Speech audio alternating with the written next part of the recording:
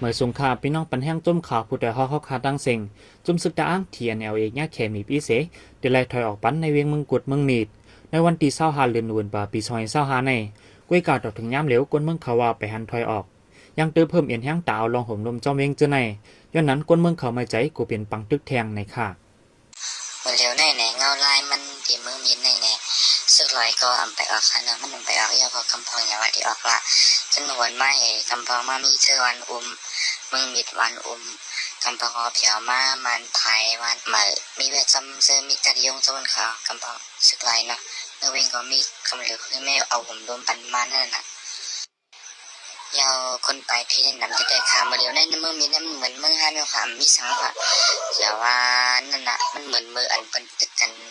ในวันหนึ่งเขาวิสังคำพองเป็นเม็ดซึ่งผู้ชมนี่อะไรไปว่าถ้าเจอเป็นของมันนี่ก็อะไรไปก็เป็นจ้างไปก็ไปมาเจอผงค้างหรือนั่นจอมวานอันอยู่หิมเขียบเวียงเมืองมิดในมีจมซึกลุกพื้นปิดแยบเขามาอยู่ไว้ย้อนนั้นกวนเมืองเขายังไรไม่ใจป้าเราห่มลมสายใจเลยกูเลยไปพี่แทงในค่ะ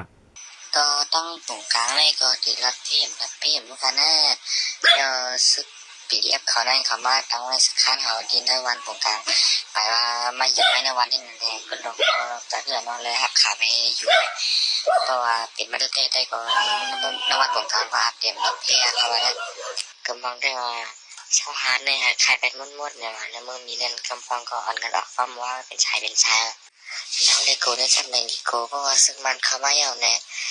มาเป็นบางตึกกันแทงยอคนเมืองกดทุเพอ่อนกันไปเงื่อนไว้ให้นั่นเนาะกำพองกับดิโก้มันจะหนาว่าซึ่งมันได้ย่อให้มันจะหนาว่าถึงจอกแม่ราโชนั่นขนาดเนาะยอดเพลย์ก้นเหว่าเฮ็ดก็คนก็ได้ก็แน่นเจอเฮ็ดก็คนแหวนเจอเฮ็ดคับเงินกันไปไกลๆจุ่มซึกผิดแยบอันตรงหนึ่งจอมเขาเวียงยังลาดว่าจุ่มซึกตางเตียวรอห่มลมปันจุ่มซึกมันพองเขาเวียงมาในวันที่30เดือนตุลาคมปี2025ในเกี่ยวเลยลองไล่เสอยู่ดีจุ่มซึกตางเขาแต่ไปหันปืนเผาเป็นตั้งการอันกวนเมืองเขาไม่ใจแต่โกซึกมันเขามากุมกำเยาแบบนี้ติงยับกวนเมืองเขาขอกจอมหนังอันเขายำเฮ็ดจอมไหลเวียงนั่นในค่ะปันแห้งจุ่มขาผู้ใดฮอกเลยยินจุ่มขอบใจอย่านำอยู่ข้ายันสู้เฮอพี่น้องเฮาอยู่ลีกัดเย็นรถพี่เขียนกุลองสีกำข้าเฮาขุนกิ้งข้าออกเหมยสงค่า